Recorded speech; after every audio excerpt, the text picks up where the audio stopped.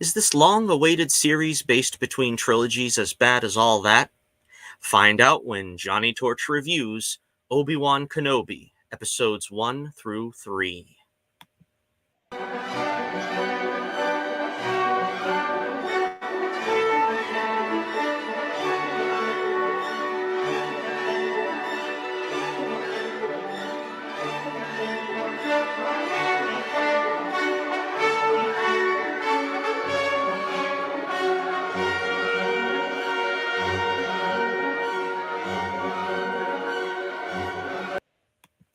Welcome to another Johnnie Torch review.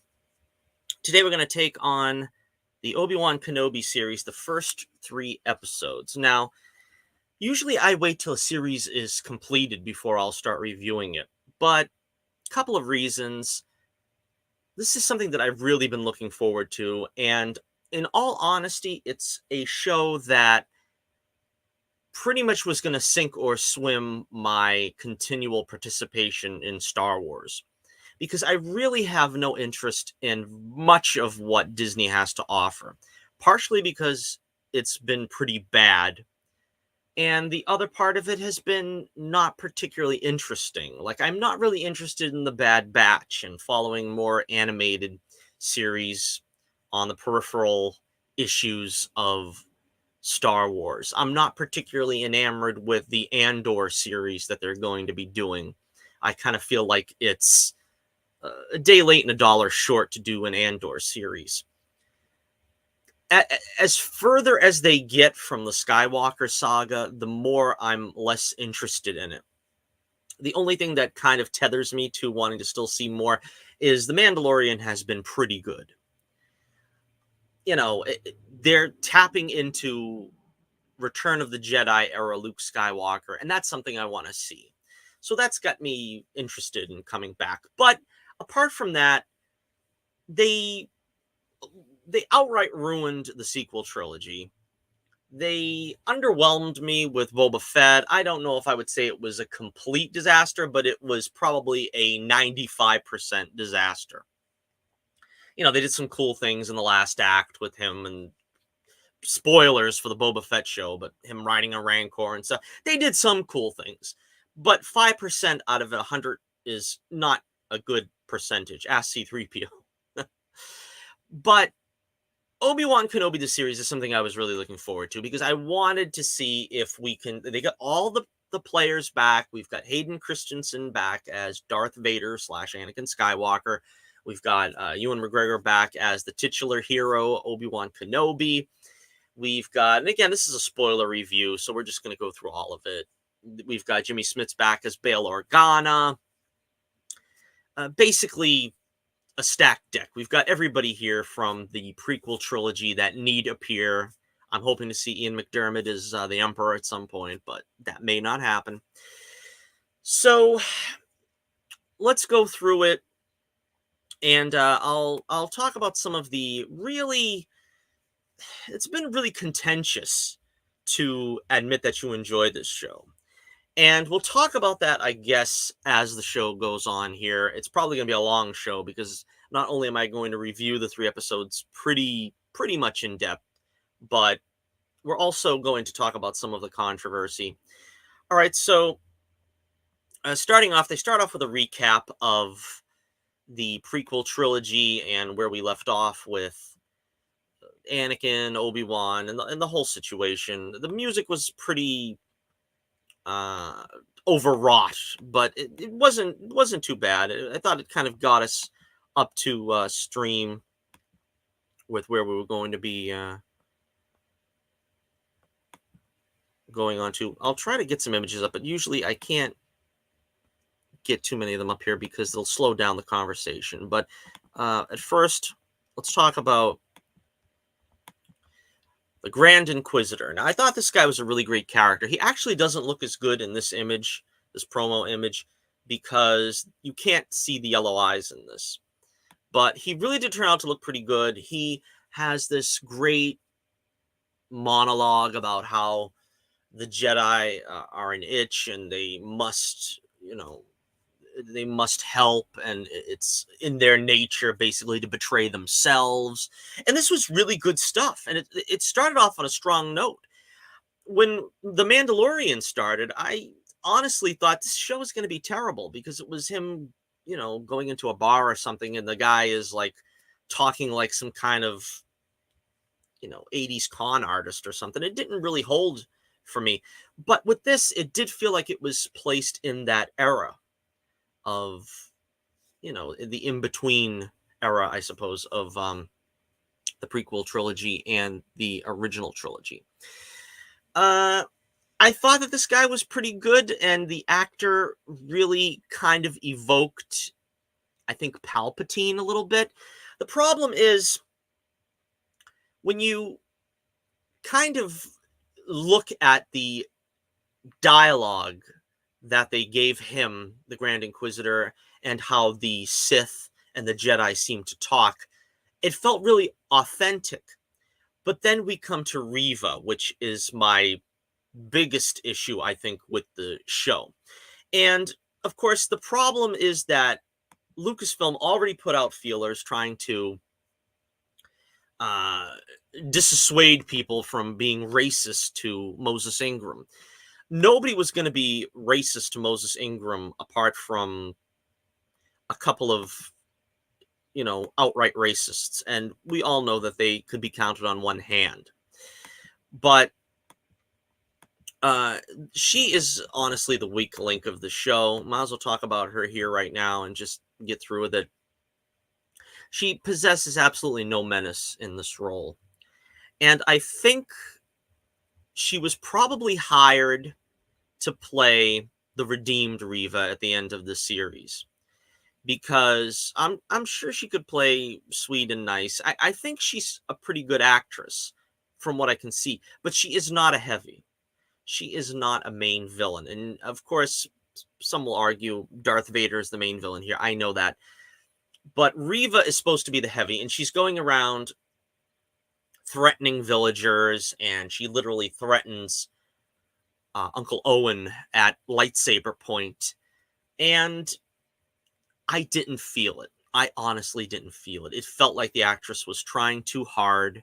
And again, I even made a meme on Twitter to try to convey the issue, which I didn't upload here. But basically, the idea is that Obi-Wan, he's taken on Darth Maul, Count Dooku, General Grievous, Darth Maul, and he's lived to tell about it. But you're going to tell me that he's actually going to be afraid of Reva, who just seems like an underling. She doesn't evoke fear the way the Grand Inquisitor does. Even his two other underlings, I don't know their names, but there's the Asian guy with the funny hat, and then there's the chick with the head tails. I don't really know. They seem even more intimidating. And the idea was we had to check boxes. We had to cast a strong female POC in this prestigious role. And it's the same thing they did with Book of Boba Fett with Ming-Na Wen, who I would say is more adept to playing the gutsy female villain. The problem with her was she just took over that show too much for my taste. In this case, it wasn't even so much that Reva took over too much screen time. I could see the screen time they gave her if they actually made her menacing. Had they made her an alien, had they made her, whatever, a cyborg, something that suggested that we'd be afraid of her, other than we got her tough talking and she cuts off the hand of some villager on very limited provocation just to show how tough she is. And I don't buy it. I don't buy this actress in this role. It has nothing to do with her race. The only thing where race comes in is you can see that she was cast in this role because they wanted to fill a certain demographic. And of course, that's not the way you make a movie. That's not the way you make a TV show. You don't do it just because. You have to find someone who's going to fill that role and fill that role convincingly. And again, maybe she'll be convincing as a turncoat who goes back to the Jedi Order or whatever. Again, this is very easy to see where they're going with the character. The show starts with the assault on the Jedi Temple, and the stormtroopers are chasing a group of Padawans led by an instructor who gets killed, and a group of these Padawans escape. One of them is apparently going to be Reva, and that's how she knows a lot of the ins and outs of the history of the Jedi and the history of Vader.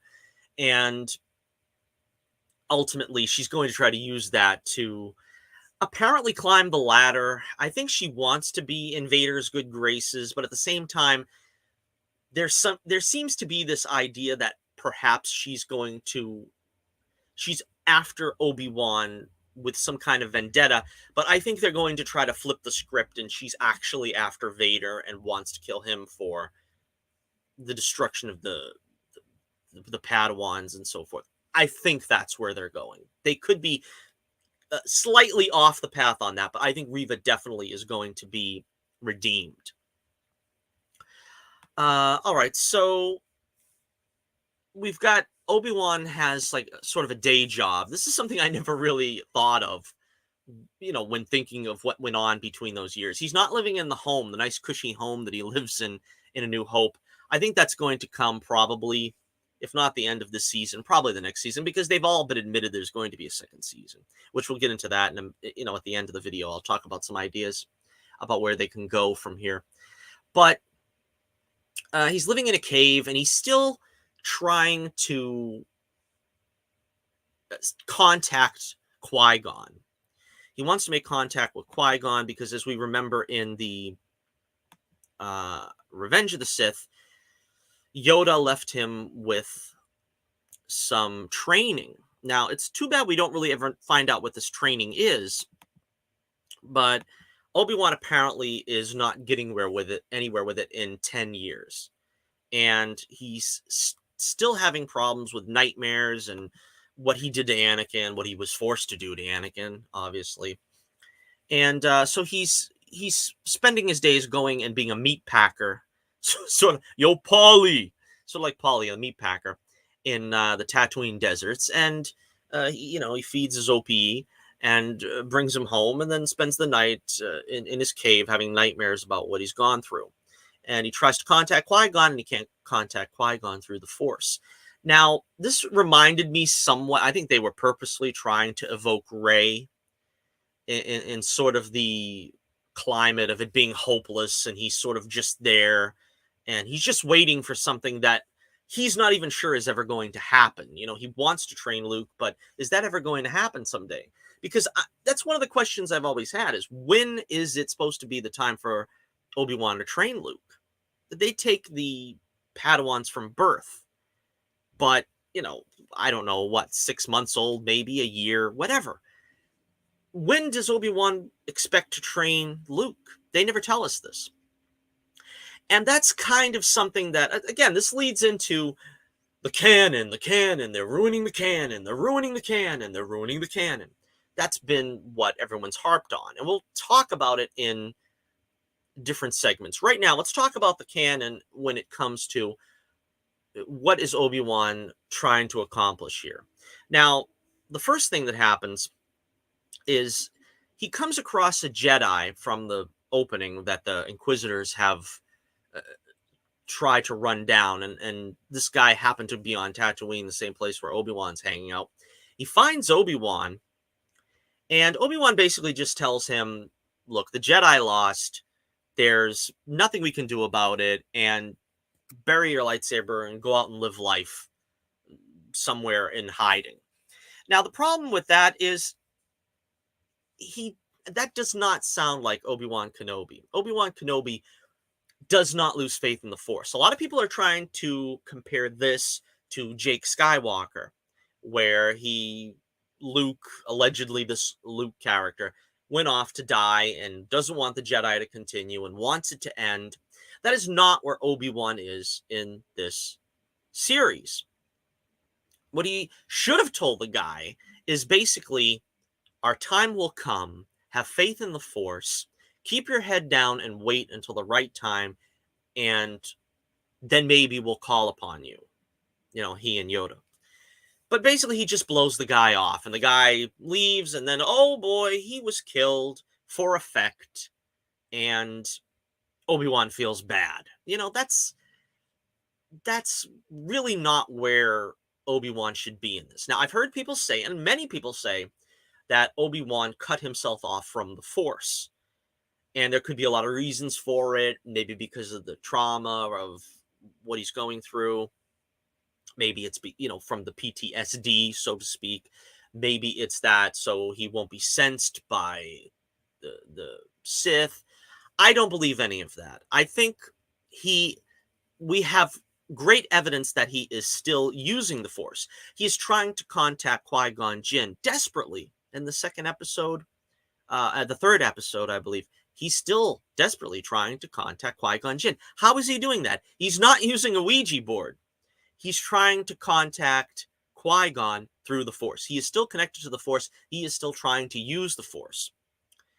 And also when he approaches Owen, or Owen approaches him, and what is the conversation between him and Owen? Luke must be trained. He hasn't given up on the Force. He hasn't given up on the Jedi. He hasn't given up on his mission. He still expects to train Luke, connect with the Force, connect with his old master, but it just is not written very well why he is having this difficulty, as we will see throughout this 3 episodes, anyway, of this series. And, of course, Owen takes back the toy. I thought that was cute, where Obi-Wan buys the Skyhopper that we see Luke have in A New Hope, and he's like playing Santa for Luke and leaving him the toy, and Owen takes it back, and he's like all gruff and everything.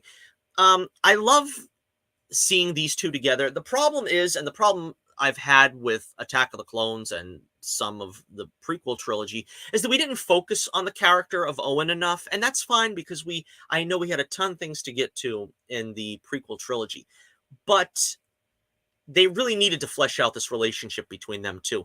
Unfortunately, we only get 30 seconds, and that's kind of what's wrong with this show. I don't feel like they have the passion. I don't feel like they're mining for all they can. I want to see the relationship between Owen and Ben fleshed out. I want to see Ben talk to Beru. I want to see Ben connect with Luke. Now, we only see Luke through micro binoculars. I think you've seen the trailer. You probably have seen all you're going to see of Luke. Maybe at the very end of the series, he's probably going to get that Skyhopper because, of course, Owen takes it back, and we might see Luke again in another cameo. But I want to see these interplays between these characters, the relationships fleshed out. We don't see it here. And I think perhaps they're either saving it for a second season where maybe we'll flesh some of that out more, or they just don't really have the passion to go for the gusto with this and to really, like I said, mine for all it's worth the stuff they actually have to work with here. All right, so let's talk about Leia. This kind of dovetails pretty much into what we have to talk about here for the subplot that eventually intertwines here. And again, I've always felt that we didn't really get enough of let's see. For some reason, I can't pull up this image. All right, here we go. There's the actress that plays Princess Leia. I don't remember her name. But I was really happy to see that Bail Organa was involved in this. And that's another thing that I think I felt kind of cheated by the prequel trilogy, is that we didn't really get to see Bail Organa, who was, if you watched, just the OT, you felt that he was a main player in the ongoing of the building of the Republic and, the rebellion, I should say, and that he was a a functional member of the Republic. He built the rebellion. We don't really get to see too much of that in the prequel trilogy. We get to see a little, and we also got a cameo in Rogue One.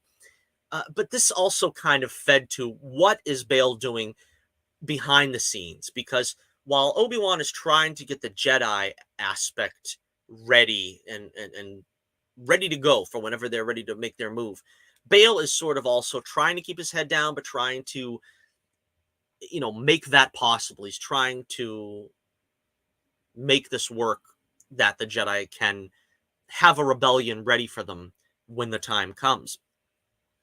And I thought his participation in this was good. I think that it was important that he have an important part to play here. I think the actress that played little Leia was very good. I think, you take the good and the bad when it comes to child actors. I think she was fine. I know that Jake Lloyd had a lot of uh, detractors, so to speak. And at the time, unfortunately, it was also pretty heavy that, when the documentary came out, people were saying maybe Lucas should have picked one of the other actors. I don't put a lot of worry in the child actors. I think she was fine. She was, uh, pretty much hit her marks. I thought she was fine. A lot of people are complaining that she doesn't act like the Leia of the original trilogy. And I find that to be hilarious, because if you think that child Leia is obnoxious and bratty, and you clearly have not seen A New Hope anytime lately, even Empire, I think, she is borderline obnoxious, Leia. Why do you think Han has the reaction, "No reward is worth this"? She's very abrasive as a character, and I think people are looking at the original trilogy with nostalgia goggles if you can't see that. I mean, people have always said Luke is whiny in, A New Hope and Empire. I always thought it was Leia, because, and don't get me wrong, I love the character, but this is her personality. And this kid pretty much, and as was written, I mean, going back to the writers, it pretty much was written as Leia would have acted. Now, maybe they went overboard a couple of times. I think that scene where she's like talking to her cousin or something and giving him the what for, I think that was kind of overwritten for a 10-year-old. I think they might have done that once or twice in the series so far. Uh, even Obi-Wan says at one point, how old are you anyway? But the idea is that she's sarcastic, she's abrasive, and that she'll speak her mind even if it hurts the other person. And that's pretty much in keeping with Leia from the old original trilogy. I don't know what to say if you don't agree with that. You clearly, I think, are blinded by nostalgia. So Leia gets kidnapped by Flea, of all people, from the Red Hot Chili Peppers fame. I thought he was fine. To be honest with you, I don't think that Disney Star Wars has the same level of creative when it comes to making bounty hunters. Their bounty hunters are pretty bad. I mean, the sequel trilogy bounty hunters were awful. And what we've seen so far, I mean, there's like a dinosaur head guy. There's, I don't know, there was like a Forlom type droid. There's a couple of things that stood out, but most of these guys are very, I think it was a guy from Dathomir, I think. The Darth Maul species. But again, they're really not particularly great looking, and the characters don't really inspire the same kind of awe that 5 seconds of Empire did with those bounty hunters. But anyway, so Flea and the bounty hunters capture Leia, and Bail shows up. First he contacts Obi-Wan, shows up, and Obi-Wan is reluctant, and he doesn't want to leave Luke. And this, of course, is very authentic to what Obi-Wan would do. But I've always said, if there was anything that would induce Obi-Wan to leave the planet and give up his charter over Luke or whatever, it would be to save Leia, because he feels that responsibility to Padme. He feels that responsibility to Anakin. You can't tell me that he wouldn't do it. And I think that would be the only reason why he would do it, to leave Tatooine, would be to save Leia. So if you're going to make that the excuse for why he leaves the planet and why all this goes into motion, that's the right reason. Now, Obi-Wan kind of does this whole thing, I'm not the Jedi I was, and this and that.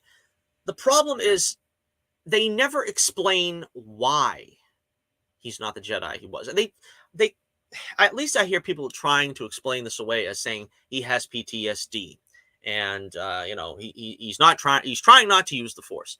I don't accept those, and a good writer would be able to explain this for you much better. But again, it's a nice moment. He unearths the lightsabers. He's buried both his and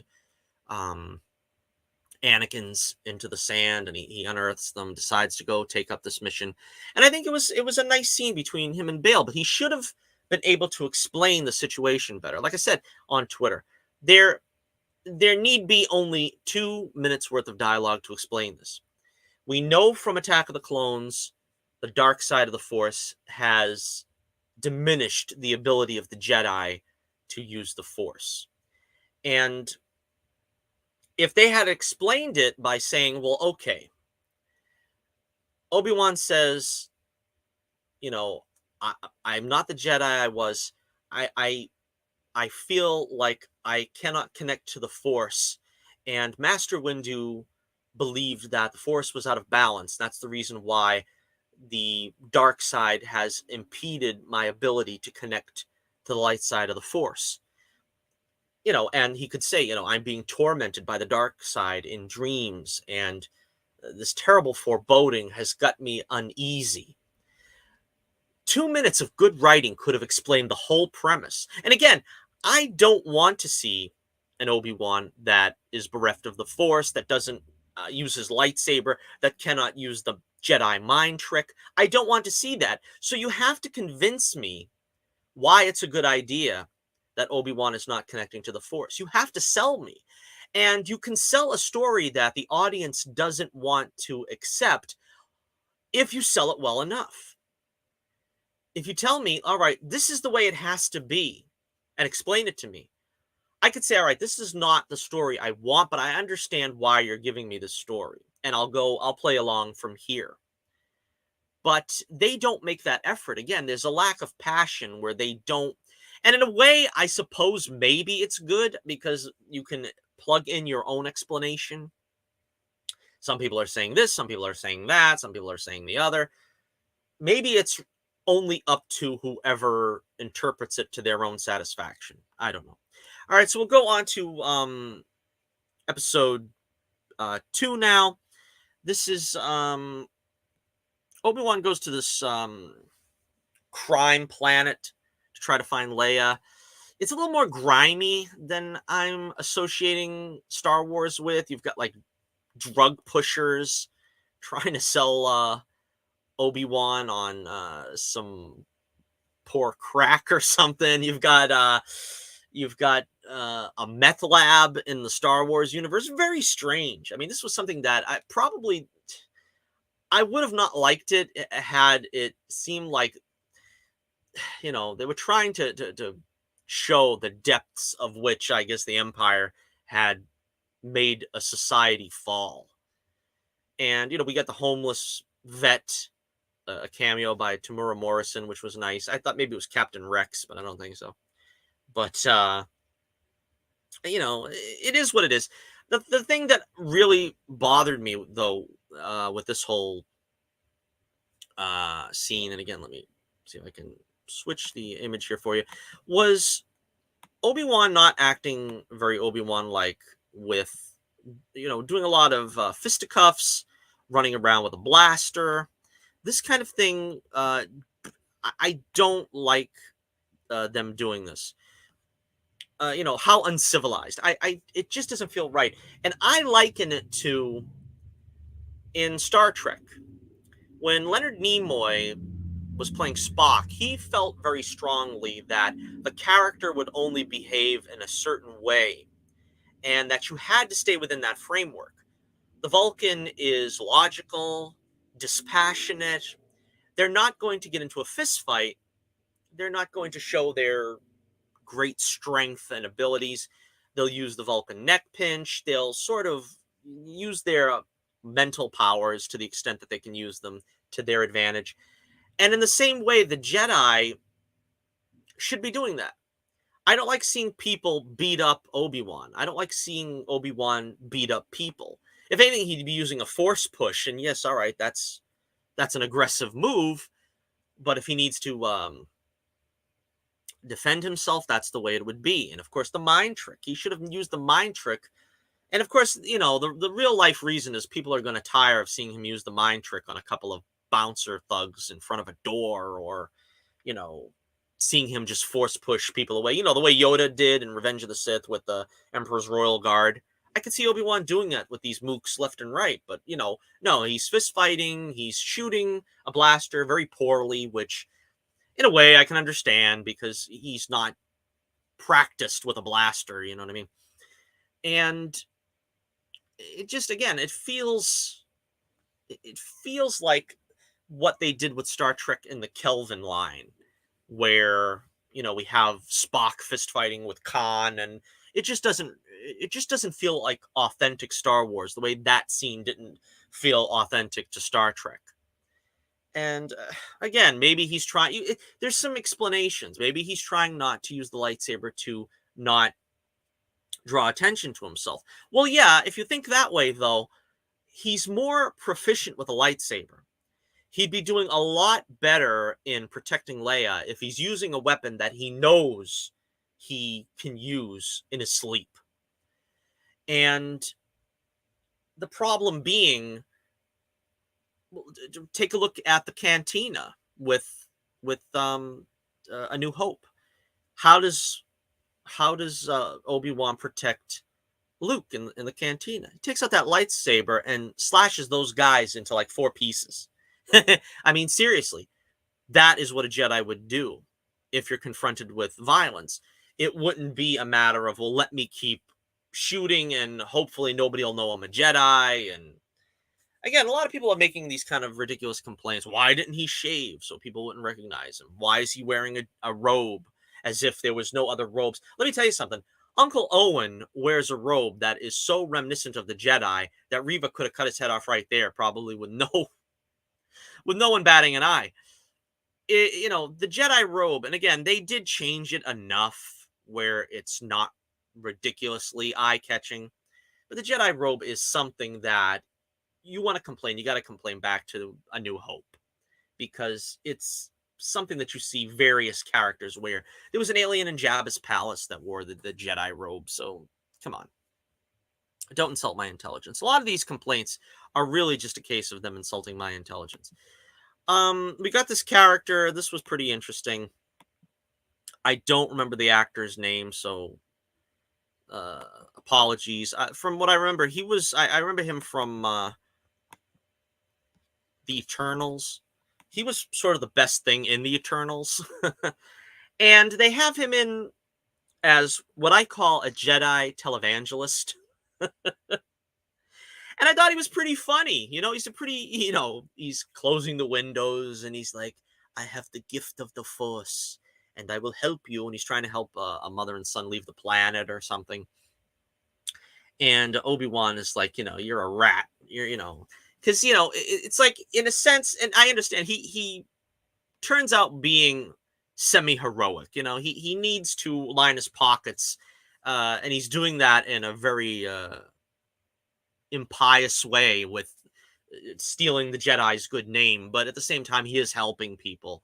And so it kind of felt that same way, like, he's a televangelist. He's trying to line his pockets, but at the same time he's trying to preach the gospel. And at some point you say, well, maybe he has helped some people, but at the same time he's also only in it for himself. It's something that the Apostle Paul talked about in Philippians, but I digress.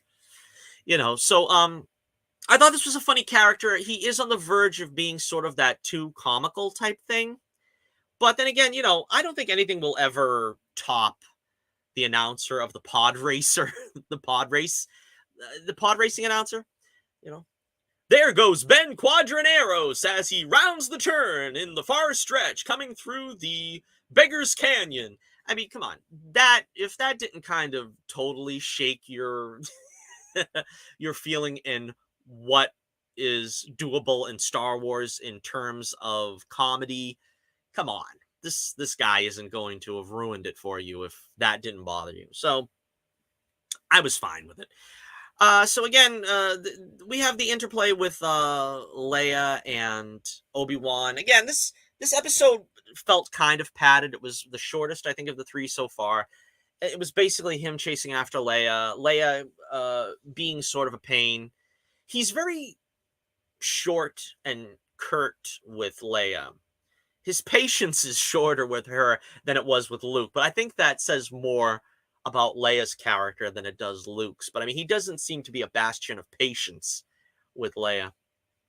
And but he buys her a frock that, again, they're also doing some fan service. They're evoking Leia's costumes from the trilogy. First she's wearing white, then she's wearing cranberry like in Empire. Now she's wearing green like the poncho in Jedi. Again, these are little touches that are nice. It feels like they have done their homework.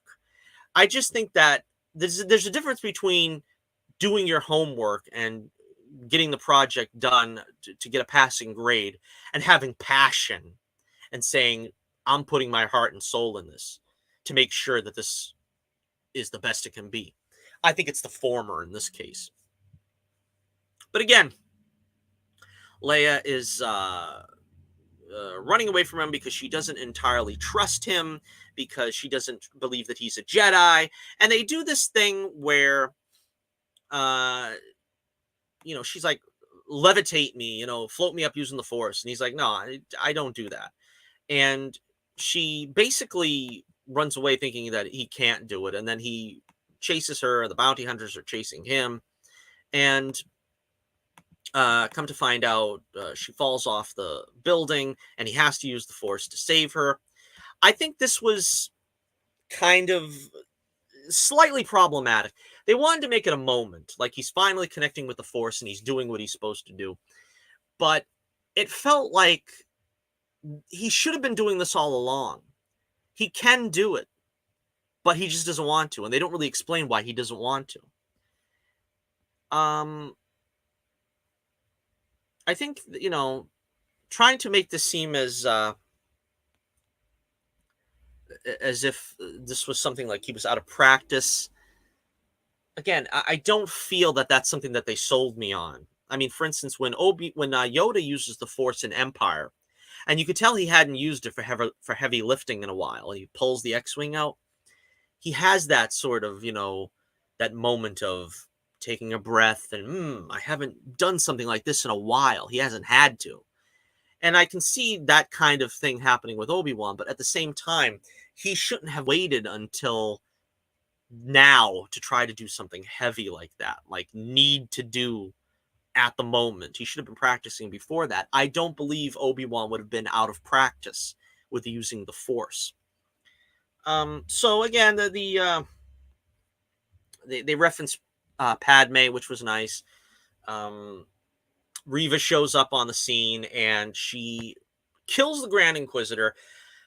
Apparently, now I watched Rebels up until I think the last season or two, and I probably should go back and just watch the last season or whatever just to kind of catch up with it. I was never a big fan of Rebels, and I'm only a passing fan of the Clone Wars, so I understand when some people get excited about seeing these characters again in live action. Grand Inquisitor was a great character. Killing him off was ridiculous, but I've learned that he apparently dies in Rebels, so they're not going to kill him off. So, again, that's kind of a non-issue. Reva, again, it just feels...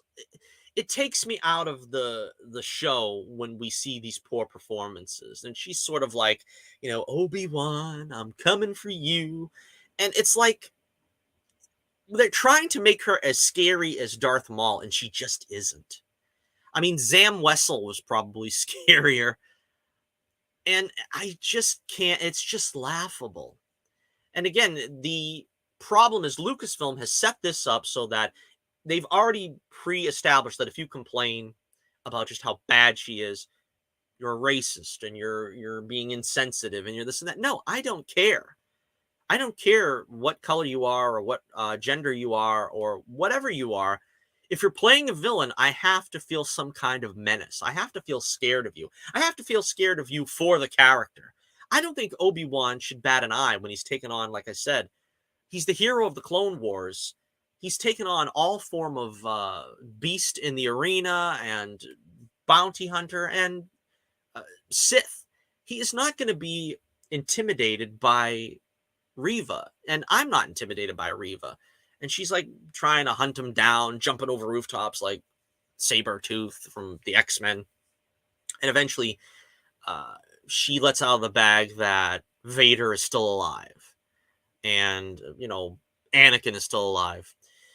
And to me, this was something, again, that skirts the issues of continuity, because I personally don't believe that, even on the Outer Rim, that Obi-Wan wouldn't have heard that the Emperor's enforcer, the Dark Lord of the Sith, Darth Vader, is out there hunting Jedi and keeping, the Empire in line and doing the Emperor's bidding.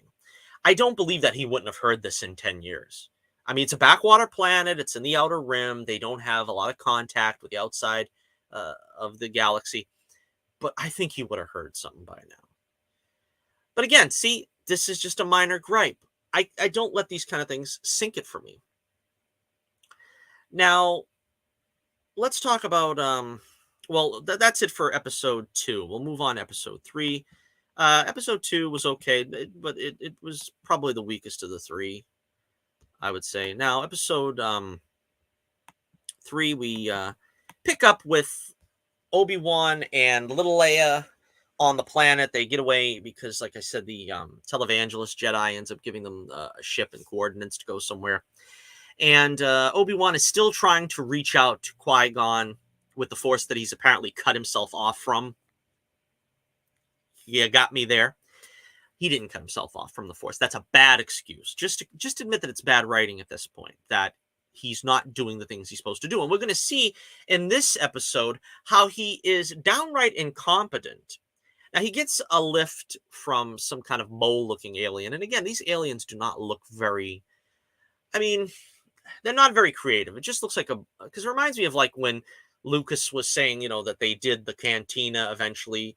They had to redo it because the masks were not that great. This kind of feels like the rejects from that early cantina version where there was a cricket at the bar and, they just had some masks pulled off the shelf that really weren't that great. Kind of felt that way about this guy. But, and Obi-Wan sees Anakin. Of course, I didn't know what to make of that. Was it a Force apparition? Was, the dark side of the Force, the way we sort of seen that with Empire, where Luke sees Vader and, there's some kind of ways of the dark side manifesting itself. Or was it his PTSD, which is, I think, kind of a cheap excuse? Or was it just he saw somebody that he thought looked like Anakin? I don't know. The show, I don't think, put enough thought into it to really make it clear, to be honest. It was just a sort of, blink and you'll miss it thing. So they get a ride with this ferret-looking guy, and he's a Imperial sympathizer. And I kind of liked it that they did this, because it shows that there are people that no matter how badly you treat them and how badly you impinge upon their freedoms, they just want you to keep the trains running. They just want to feel like they're doing something for the greater good. He's got an Imperial flag on the back of his Jeep or whatever the heck that was, pickup truck. And I think apparently this is what it was, intending to imply, that, he's some kind of redneck right-winger, probably would have voted for Trump, MAGA guy, and he's happy with the Empire. What I saw when I saw that character was basically put on your mask and wear it. Don't take it off because the Empire tells you to. Give up your blasters and like it. The Empire will take care of you. You'll have nothing. You'll be happy having nothing, and just keep your head down and farm your crops. That's what I saw with this guy. And so I think if you could be on either side of the political spectrum and see your side in this guy as sort of a, you know, communist sympathizer, you've done your job. I can't say that this was a bad character, because you could have read into it whatever you believed. Going on 45 minutes. I'm going to take a sip of water if you don't mind. As I said, this is going to be a long video. That's why I said let's break it up into two halves, because these three episodes were so dense and controversial that we could do each episode in detail for an hour. I'm going to try to keep it to like an hour and a half to do these three, and probably do an hour and a half for the other three. So they pick up some stormtroopers, and again, Leia's like a chatterbox, and Obi-Wan's worried about her. She pretty much keeps her head, even though she talks a lot. Obi-Wan is the one that blows their cover by calling her Leia when they're supposed to be a farmer and daughter from Tor. And he calls her Leia. I said he probably should have called her Padme, just to kind of make it an honest goof. But in this, it just seems like he's stupid. It seems like he just makes a mistake because he's just not on the ball. And he and she basically cover it, though, and the stormtroopers, they just kind of like, well, you know, if you see the Jedi, let us know. And he's like, I wouldn't know a Jedi if I saw one, which I thought was pretty cute.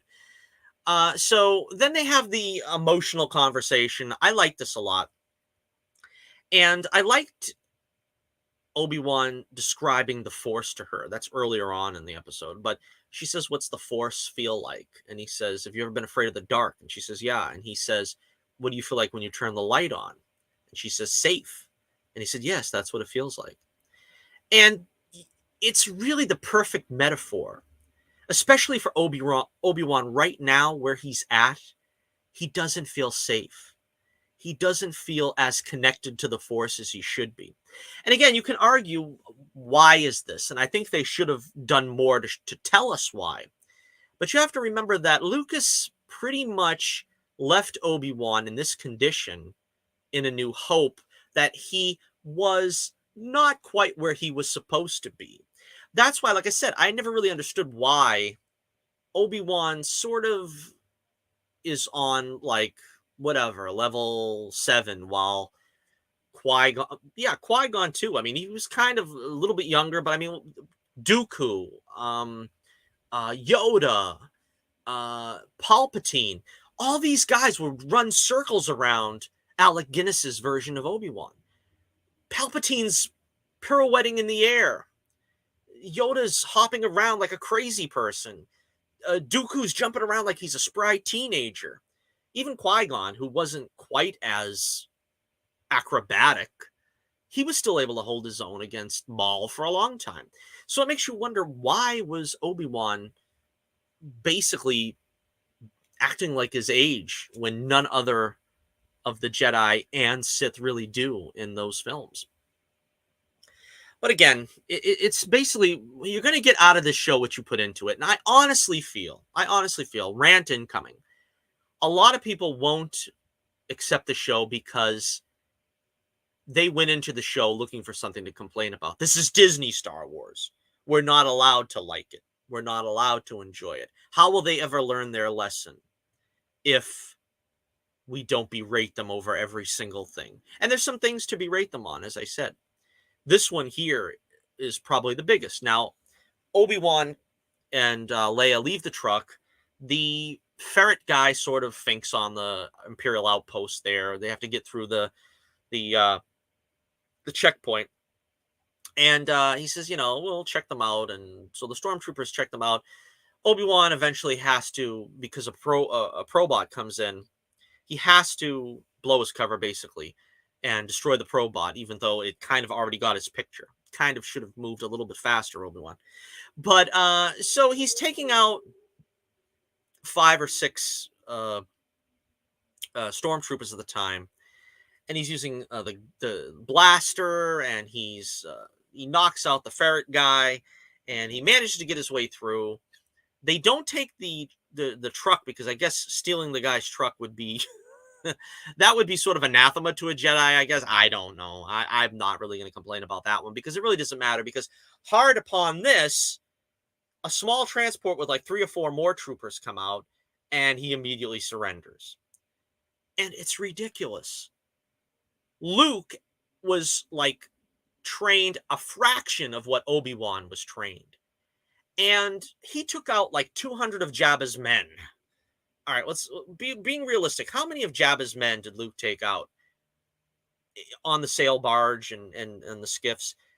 Obi-Wan can barely take out a handful of stormtroopers with a blaster. He should have been knocking those guys senseless.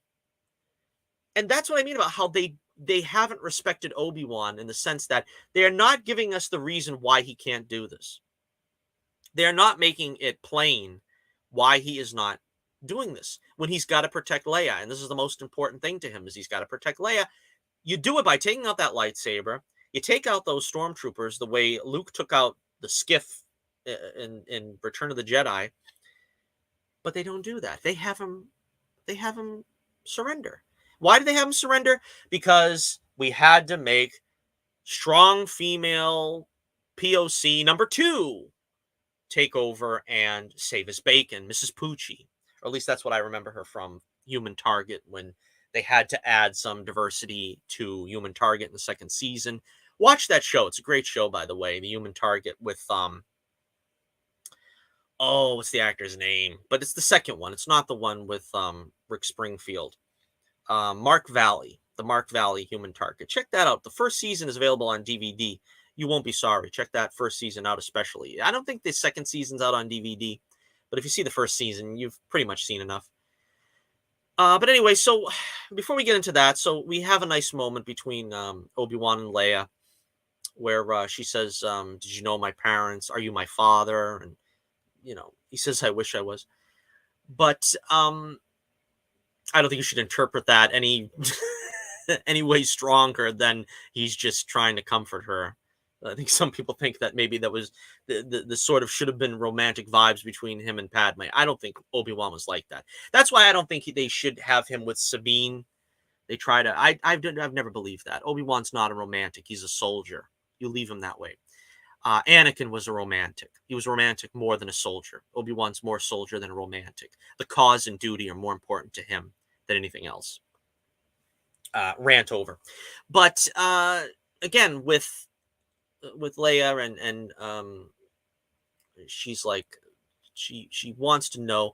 And so Obi-Wan launches into this little thing about where he remembers his childhood, at least as much of it as he can remember.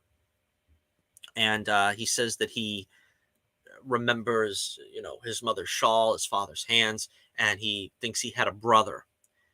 And this is, they're trying to tie in, of course, to the prequel trilogy days where they didn't really know anything about what they were going to do.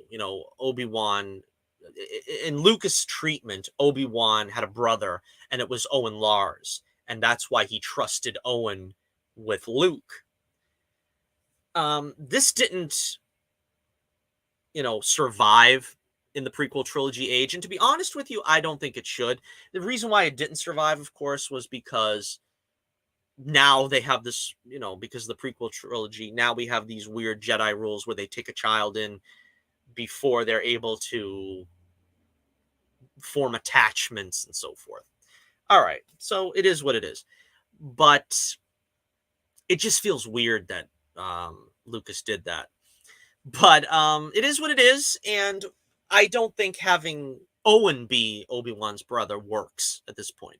It just stretches credulity, I think. The universe is small enough as it is that I don't think we have Owen, who is somehow related to Anakin through marriage, is now related by blood to Owen. And that means Kliglars was really Kenobi's father, and that means that maybe he's really a Lars and not an Kenobi.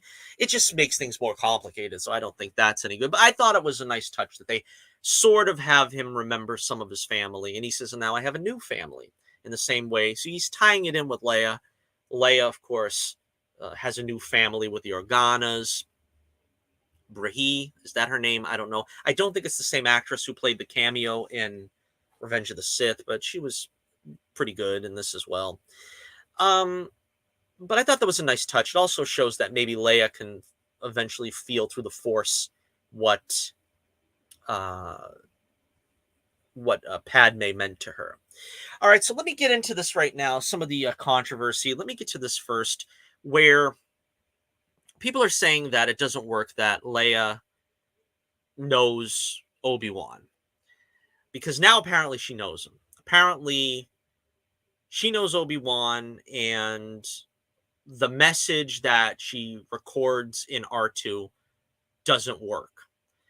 I don't think that is a problem, because the one thing that gives them an out, and that's all you need is an out. What gives them an out is when Luke goes to rescue her and he says, "I'm here with Ben Kenobi." And Leia says, "Ben Kenobi, where is he?" You have to understand that if you're one of these old school Star Wars fans that believe that Obi-Wan never left the planet for 20 years and only Luke, Owen, and a handful of locals know him as Ben, then that one line of dialogue should send you into apoplexy, because you'll never be able to explain it. The only explanation you have is that back in the day, in 1977, we thought Ben Kenobi was his given name, and then the Jedi just rechristened him Obi-Wan, and that was something they did. We didn't know that he called himself Ben as an alias on Tatooine sometime during the 20 years. So you can say anything. You could say, well, maybe she just heard the name Kenobi and just ran with it. Well, Luke doesn't do that. When he hears the name Kenobi, he has to wrestle with that. She has like this immediate connection to the name, and she recognizes the name. What aggravates me really with this is that, again, it's not a perfect fit. I mean, this is not something that effortlessly fits itself into the canon. But to say that the canon is completely ruptured with this is not fair. Why? Because we've gone through this so many times with George Lucas. It makes me think that if you hate this, then you hate the prequel trilogy. Just admit it.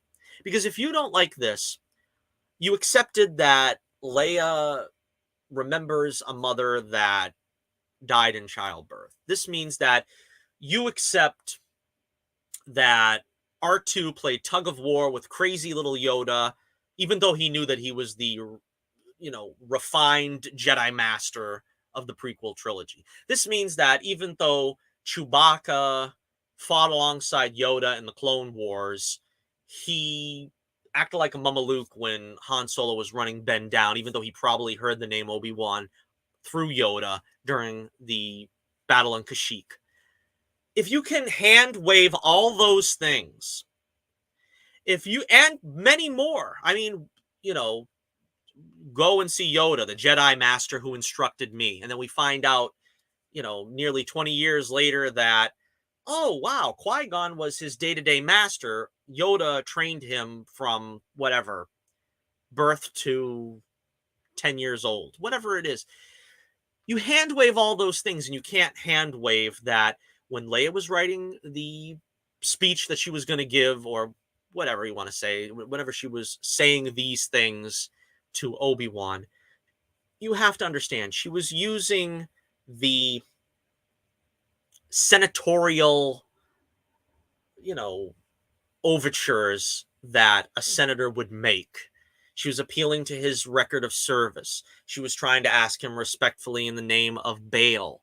She wasn't just going to say, hey, you remember me when I was 10 years old? We had an adventure together. I mean, when you're 10 years old, do you really remember sort of in detail things that you want to phrase in that manner? You know what I mean? If she was going to make this respectful request of Obi-Wan, would she have thrown that in? Maybe she would. I don't think she would have. I don't think she is going to try to remind him of a time when she was a pain in his butt and he had to save her bacon in order to, get her out of the way of the Empire. So again, this is not this terrible earth-shaking contradiction that people are making it out to be. All right, so again, let's get to the meat and potatoes here.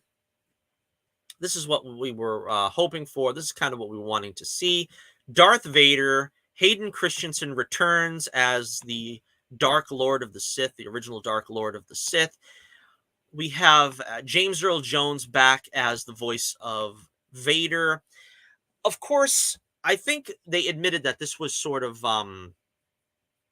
auto-tuned, so to speak. I don't know if that's the correct term for it, but they did this technique with Mark Hamill, with Mandalorian, so that he doesn't sound his age. Now, obviously, if you listen to Rogue One, James Earl Jones started sounding a little bit like his age. He still sounded great in that movie, but you have to remember that this Vader sounds like he came right out of 1980. You know what I mean? This sounds like right straight from the original trilogy. And I think it's good. I think it's good that they do that. Now, possibly James Earl Jones may have recorded the lines and they just like sweeten them and use the audio tune. But honestly, that's the best thing they can do, because that way they never have to replace him. It's always going to, Vader is always going to sound like James Earl Jones, and that's the way it should be. We meet Vader on Mustafar. I'm still not really sold on this version of Vader living on Mustafar. That seems to be what he does. I think he always was in the Imperial fleet in the original trilogy, and I kind of buy that he spent most of his time in the Imperial fleet. Maybe he would go to Mustafar or whatever, get his, circuits updated and battery recharged, so to speak. But it works. It's a Lucas concept, so why let it go to waste? It's fine. And he kind of connects with Reva here. Thankfully, Reva isn't in this episode all that much. She's easier to take in small doses. And he basically says, she's going to provide Obi-Wan for him. And he's like, don't fail me. Feels very much like Vader. This feels like the Vader of the old trilogy to me. And I think that Hayden carries it off beautifully. You can kind of feel that that's him in the costume. You know what I mean? The way he has the mannerisms feels very much like Hayden Christensen Vader from the end of Revenge of the Sith. So he comes to the planet. I don't remember the name of the planet, and he's seeking out Kenobi. Meanwhile, Mrs. Pucci, for lack of her name, which I don't remember, has hidden Obi-Wan in sort of like the Underground Railroad for Jedi, and they're waiting to get transported off, but they have to wait till after dark for the guy to take them out of town or whatever. And they get the Quinlan Voss shout out there. They're probably going to do something with that someday. Maybe not during this series, but someday. Anyway, so Vader comes down, and it was just magnificent the way they portrayed Vader. I think he's just magnificent. The only thing I wasn't crazy about, the only thing that gave me pause, is that he kills villagers fairly randomly. Now, there's a reason for him doing this, I understand, but it doesn't feel like the Vader of the original trilogy, who always killed with a purpose. Even in Revenge of the Sith, Anakin killed with purpose, and that's why you've seen the tear coming down his face on Mustafar. You remember that? That meant he didn't like what he was doing, but he knew he had to do it. In this case, he's killing these people, and, you could always say that 10 years has made him a harder man, but I kind of feel like Vader would have tortured somebody.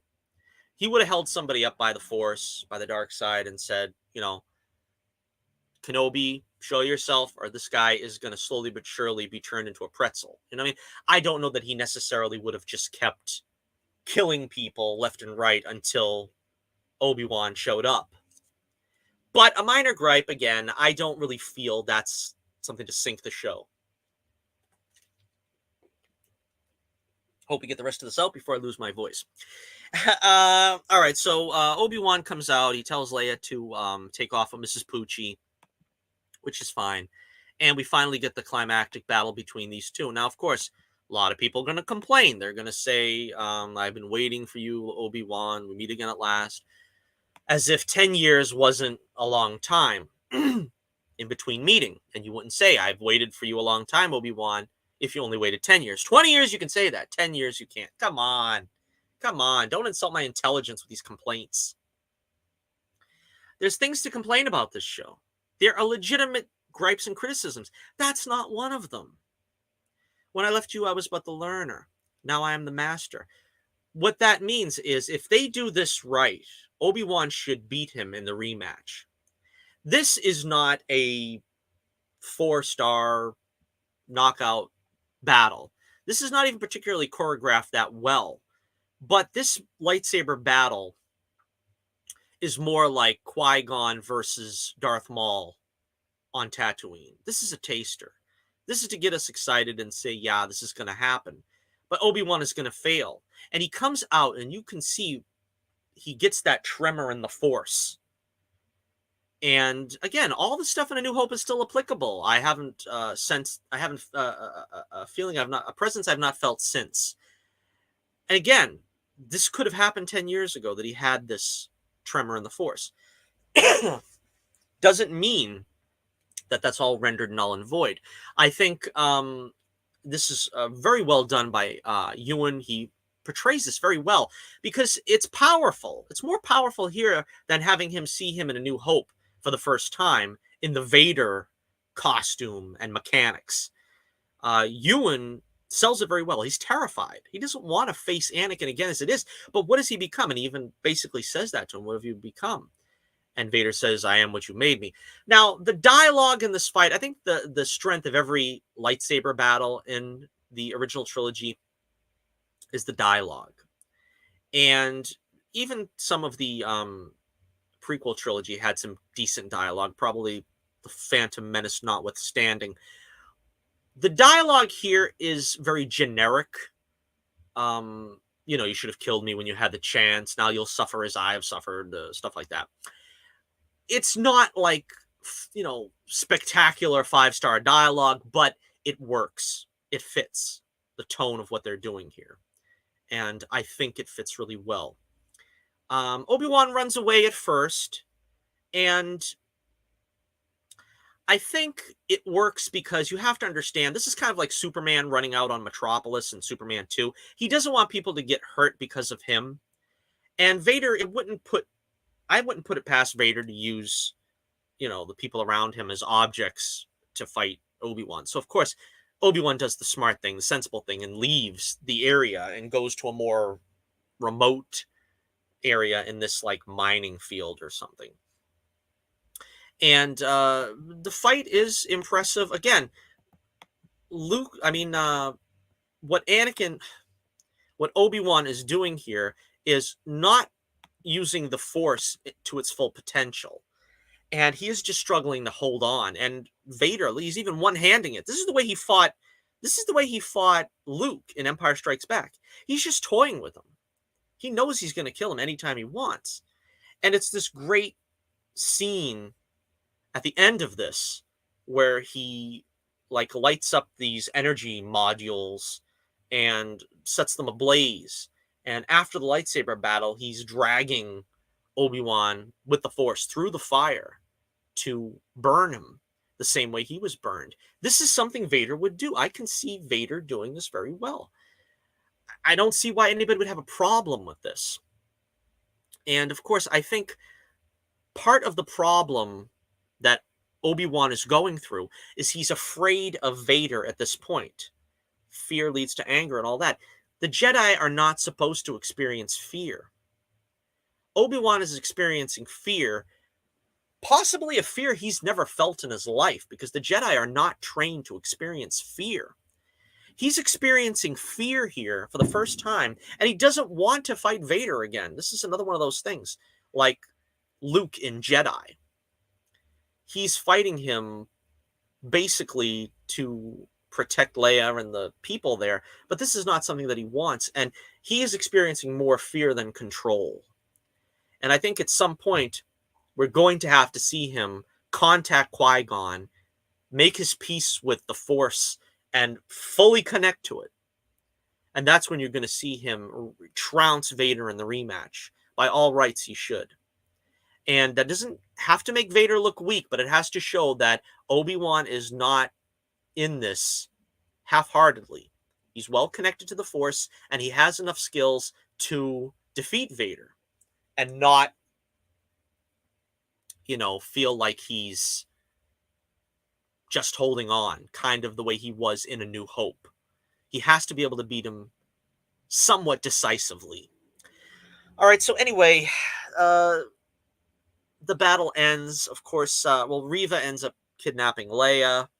Mrs. Pucci and her mute droid end up saving Obi-Wan by creating a chasm of fire between them. A lot of people didn't like this chasm of fire. Again, with Star Wars, there's always an out. There's always an explanation. I mean, why couldn't Vader have parted the flames? I've never seen a Jedi really part flames before. I don't think they have wind abilities. You know what I mean? I don't really think that was something he could have done. Could he have leapt over the flames? I don't know. If you go by what Lucas established, Vader is not all that agile anymore with his bionic limbs. It's not really something that he was ever shown doing, being particularly agile. I mean, the most I think we've seen Vader do was leap off the platform towards Luke in Empire. That's a big difference, leaping off the platform, than jumping up and doing a somersault to try to grab Obi-Wan and over the flames. I don't know. And then, of course, you have, maybe he could have force pulled him through the fire. I think you're overthinking this, really. I mean, like I said on Twitter, when Luke fell off the platform in Empire, Vader could have used the Force to pull him back up. In fact, in a lot of storybooks, they say he did, sort of just to scare him, and then he let him go. There's a lot of reasons you could discover that would probably assuage any kind of feelings of canon problems. You just have to apply yourself. The only other thing let's talk about before we wrap up here, because again, that's the way the episode ends, and I'm looking forward to seeing what they do in the fourth episode. You have to remember that a lot of people are saying another criticism that was unwarranted. Why doesn't Vader torture Bail, kill Bail, and drag Obi-Wan out of hiding that way? Because Vader cannot touch the Imperial Senate. I swear these people have not watched A New Hope. The Imperial Senate was of use to the Emperor. They carried some weight because the Emperor still needed them to maintain his hold on the galaxy up until they had the Death Star. Then the Death Star, they could destroy any opposition. They needed to have their hold on the Senate, and that's why you have Vader in A New Hope saying, there'll be no one to stop us this time, because he had to trump up this big story on how he could capture Leia in order to facilitate this plot that he was having on finding the rebellion. And you can't do that by having him attack Bail. You are going to rewrite the canon worse than you think that they are already ruining it, because the Senate was essentially untouchable. People don't seem to want to understand that Vader, in the in-between years, at the very tail beginning of A New Hope, he was subordinate to the Imperial machine. He was subordinate to the politicians, to the military. That's why he was, as Leia said, Tarkin was holding his leash. Because basically, Tarkin was there to put him in check. And I'd love to see a Vader show, a Vader series, where we get to see the friendship between Tarkin and Vader, because Vader apparently respected Tarkin. He approved of Tarkin. He treated him more as an equal than as he did his other Imperial officers, who he treated with various levels of disdain. He treated Tarkin with a matter of respect, a measure of respect that he didn't treat anyone else. And I think Clone Wars had the meat, but they really didn't go into it very well on why he had this kind of respect for him. And Tarkin seems to know Vader and how to work with him. And so I don't think Tarkin outranked Vader. I remember like my aunt when I was a kid watching A New Hope, and she was like, "Well, Tarkin is kind of like Vader's boss." And I was like, that doesn't really hold, because even then I knew, well, Vader only answers to the Emperor. But he, at that point in the galaxy, he was made to work with the bureaucrats and the military complex. He wasn't an independent hand that could just do whatever he wanted. He got that way more after A New Hope, because the Senate was disbanded, because the Death Star was destroyed, and the rebellion was beginning to grow in influence, and he was tasked with destroying the rebellion and finding, of course, young Skywalker in between Empire and Jedi, and making sure that he didn't become a Jedi and became one of them. So again, it fits very well into continuity. Anybody that doesn't believe it are looking for something to complain about. Trust me, the problem with Kenobi is not that they're ruining canon. They are skirting around canon. And if you accepted the prequel trilogy, you are being a hypocrite if you can't accept some of these things that they are doing into canon. Because a lot of them are very easy to explain. Some of them are tougher. I think the Leia one is a pretty tough one. I don't think it's unacceptable, though. I think you can seriously comprehend what is happening here with the little outs that you find in the original trilogy. I would say, if I'm going to rank this, give this a rating in this review, again, I think to summarize what we've been talking about here, the pluses are, I think they portrayed Vader very well.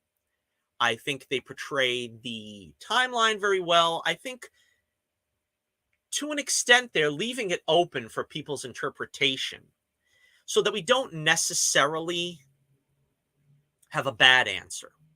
I think it's better to give a non-answer than a bad answer. But my complaints would be they're not explaining well why Obi-Wan is not using his lightsaber, using the Force, using the mind trick. He's looking very weak. He's looking very helpless. He's looking barely competent. He's almost inept when he's doing this mission. And this is the hero of the Clone Wars.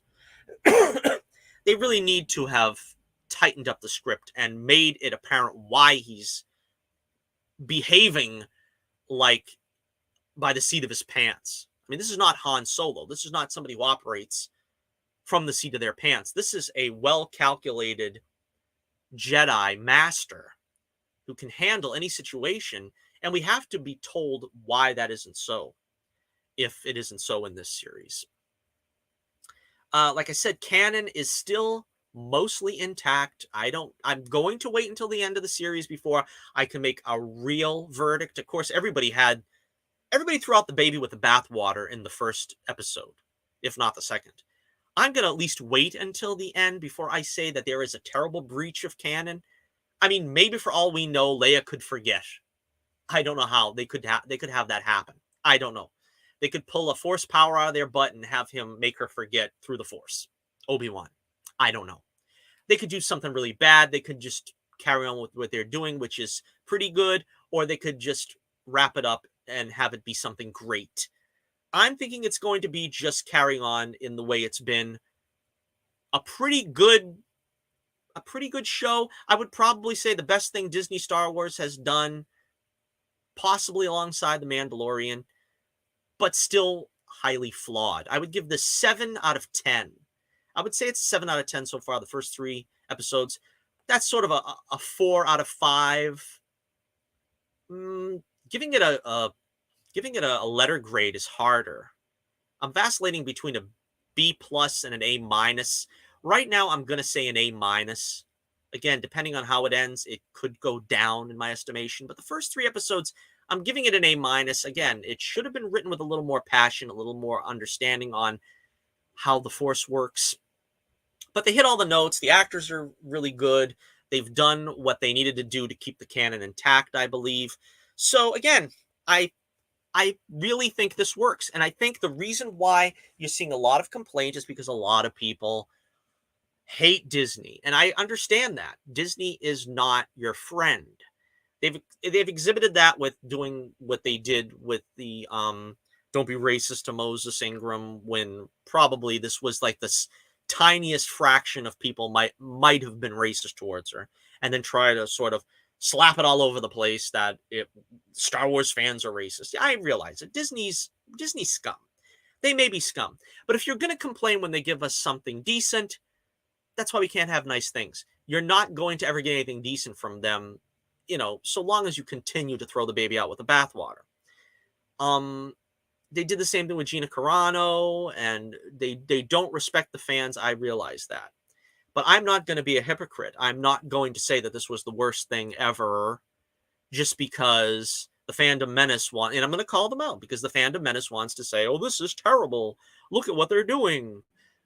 Yeah, but if you look at it and you look at the prequel trilogy, you'll see that the mistakes that you purport that they have made aren't really mistakes. They're just things that you are going to have to reorganize now in your headcanon to make fit in.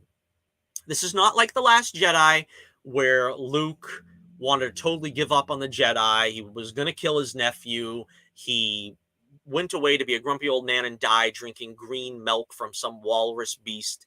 This is not that level of degradation to Obi-Wan. I don't care what anybody says. That is not the case. I'm not going to be a hater on the show, but then again, I am not going to act like this is a masterpiece, because neither is true. And I think a lot of people are trying to fit it into one or the other category. And it doesn't belong in either. It's not a masterpiece because it really should have been better written. And the wokeness is apparent in certain things, like the casting of Reva, when they really should have had an alien that was frightening. But again, it is not a masterpiece because they really should be explaining some of these things a little bit better about why Obi-Wan is running around with a blaster when he looked like he couldn't stomach holding it in Revenge of the Sith for the 10 seconds that he did. You know what I'm saying? There's got to be a happy medium here to sort of fix that issue, and they probably can still fix it. The Reva problem is going to be the Reva problem. She's just poorly cast. But they could try to salvage this, I suppose, in the back half of the series. What did you think about Obi-Wan Kenobi, the series? Do you think, like I, that it's pretty good, but no masterpiece? Do you think it's horrible and an abomination, the likes of The Last Jedi? Let me know what you think in the comments below. I will be looking forward to reading them with great interest. And so, until next we meet, this is Johnnie Torch reminding you once again, keep the flame burning brightly, and I'll be with you again real soon.